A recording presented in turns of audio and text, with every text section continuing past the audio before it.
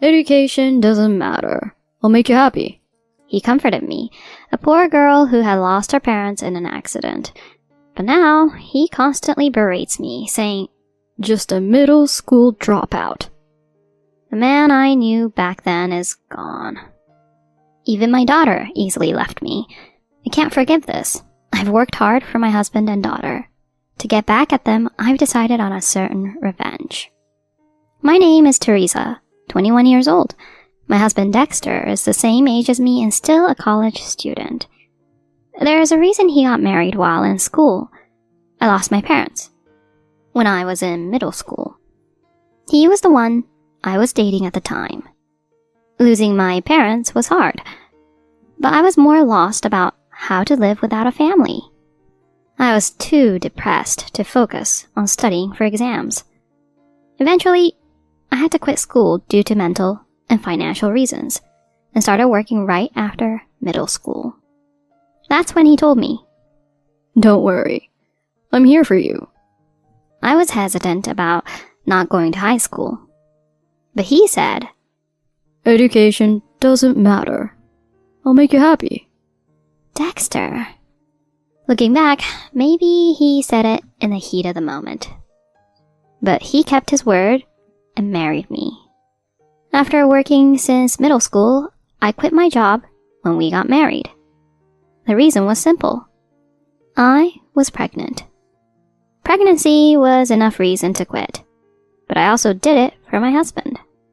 He was studying hard to become a certified public accountant. A certification would expand his job opportunities and increase his salary. He often said, I'm doing this for you and our baby. He was so hopeful then. I wanted to support him. If he passed his exam and got a job, our life would stabilize. We'd make happy memories as a family of 3. But things didn't go smoothly. A year later, he failed the exam. He was devastated by the failure. Without discussing it with me, he decided to work for a regular company. I asked him, Are you sure you want to give up? Give up what? The CPA exam. You always wanted that certification. But my words seemed to infuriate him. He glared at me and yelled, Shut up, you dropout. I don't need your pity. Whoa, Dexter. What's wrong with you? Don't butt in. You're too dumb. Just keep quiet and listen. How could you say that? His attitude changed after that. He lost all kindness and compassion, constantly berating me for trivial things. Stupid dropout. Middle school dropout. You're stupid, so just shut up. It became his bad mood mantra. His verbal abuse escalated, even in front of our daughter. Don't just lounge around. Get a job, dropout. But Sarah is still young, and I need to find daycare if I was to work. Hurry up and handle it then. Can't believe you haven't started looking yet. You're useless. There's plenty of jobs, even for idiots like you. I'm sorry. I apologized, and he smugly turned to our daughter. Poor Sarah, having a useless dropout for a mom. He took advantage that she was still too young to understand his words. He spoke kindly to her and never raised a hand against her. That was my only solace. After quitting his studies, he often went out with our daughter, leaving me behind. I found a job and got busy, spending less time with Sarah. 10 years passed. It was my 35th birthday. Dexter hadn't celebrated it in years. I bought 3 cakes, hoping for a modest family celebration. I'm home. Sorry I'm late. I brought cake. But Dexter ignored me. I was used to his silence, but I sensed something was off. Dexter? I asked, handed me something. Right here. I've already signed it. Just need your signature now. What? As soon as I got home, he thrust divorce papers in front of me. I couldn't comprehend what was happening. Why a divorce paper? It's your birthday present. Be happy. Sign it already. Wait a minute. What do you mean? If this is some kind of joke, this isn't funny at all. He snorted in response to what I was about to say. A joke? No way. You're just not needed anymore. Not needed? What do you mean? I only played the husband role because you were young and pretty. Now that you're over 35 and just a middle school dropout, I don't need you anymore. How can you say that? Suddenly, I felt a gaze and looked towards the door where my daughter stood. She had heard her father's tirades before, but this was different. She shouldn't hear about a divorce. I tried to remain calm and spoke gently to her. Sarah, I'm sorry. Your dad and I are discussing something important, so please, go to your room. Shut up, old lady. I was speechless at her harsh words, something I had never heard from her before. Just so you know, I don't consider you my mother. You've always neglected me for work. You're the worst. Wait, it's not like I neglected you. Oh, really? Then I wonder why it's always been Dad who took me out. That's because he chose to take you out without... What? Blaming him? Weren't you just out with other men under the guise of work? Sarah? Why would you say that? Shut up! Just leave. Wait, Sarah. Please listen to what I have to say.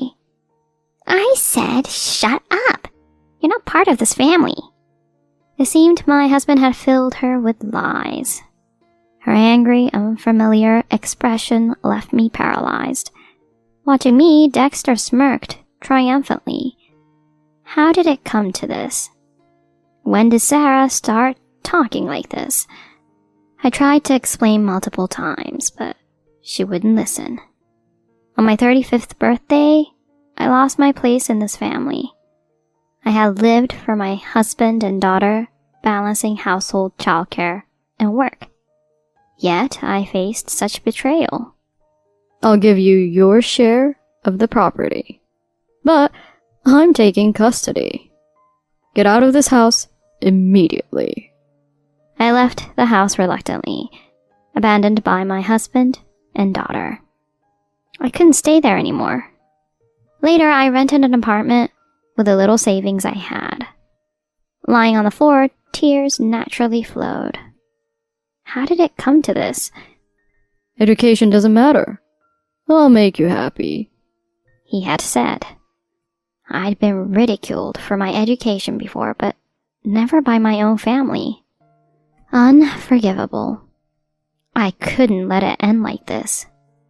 I was determined to prove him wrong, my tears turning into resolve. The days that followed were a whirlwind. My first goal was the high school equivalency exam, then college entrance. Working while attending college, I chose a distance learning program. Thankfully, I never hated studying. But college wasn't my end goal.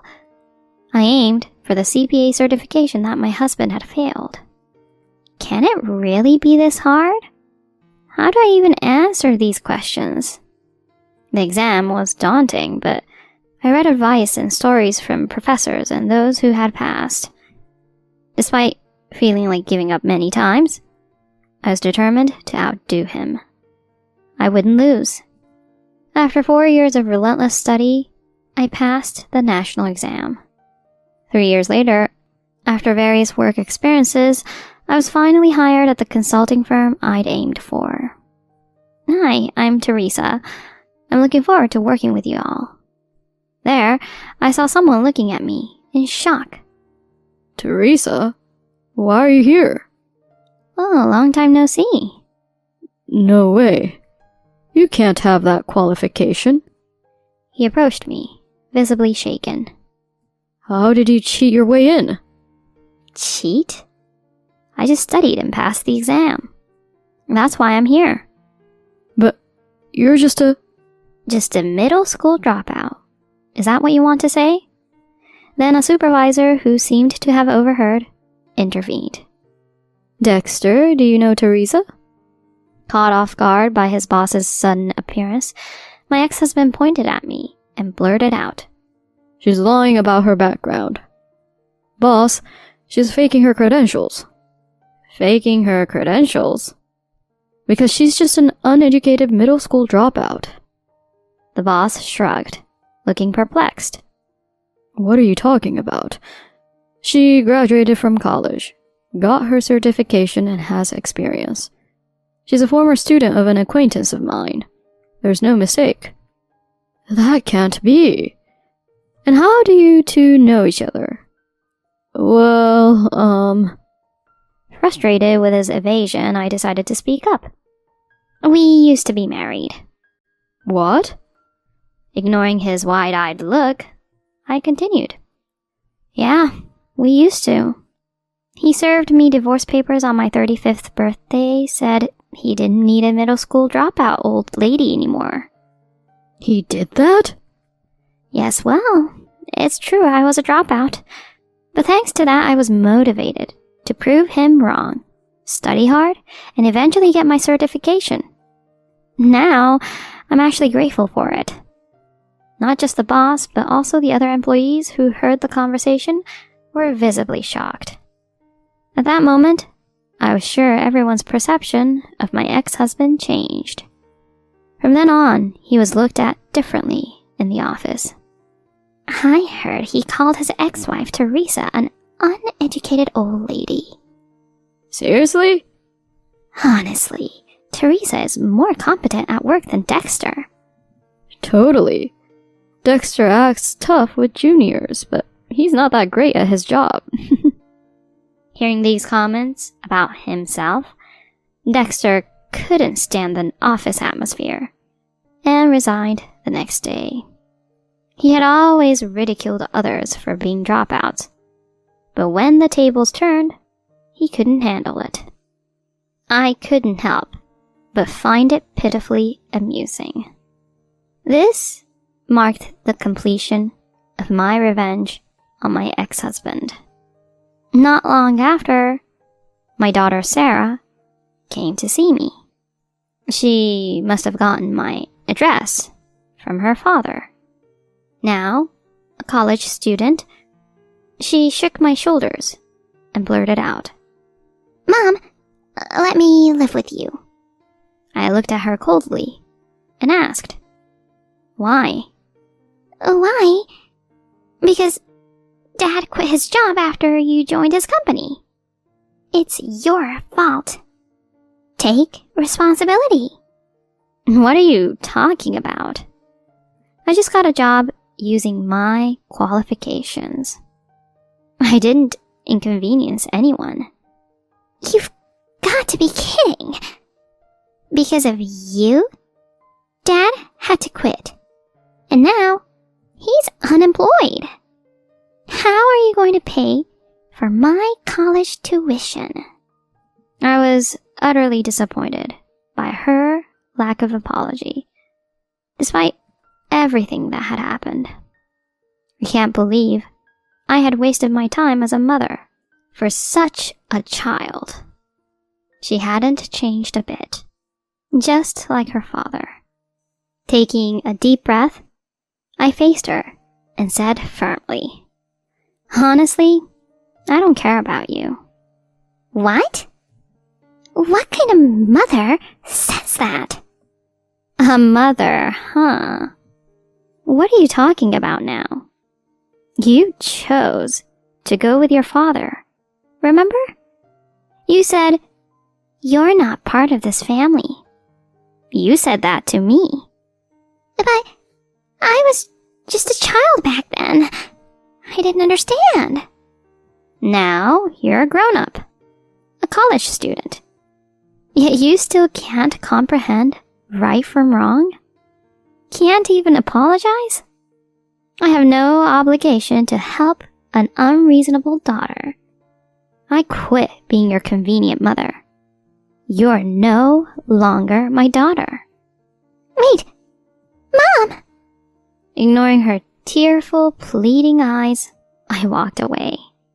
I haven't seen her since then. She kept contacting me, but I never replied. Overwhelmed by her unemployed alcoholic father, she eventually left home and dropped out of college. Now, she is drifting from place to place, doing odd jobs to get by. This experience must have taught her the hardships of earning money and the struggles of adult life. I hope she learns from life's injustices and grows on her own. Meanwhile, I've been doing well in my current company. Got remarried 2 years later to a kind, younger man I met through work. We were blessed with a child, and I recently took maternity leave. Despite the challenges of being an older mother, the joy outweighs them. This happiness with my new husband wouldn't have been possible without my past. In a way, I'm thankful for it. No matter how terrible the past, with effort, one can always change the future for the better. Having experienced this firsthand, I can now confidently say so. I look forward to building a wonderful life with my husband and our child.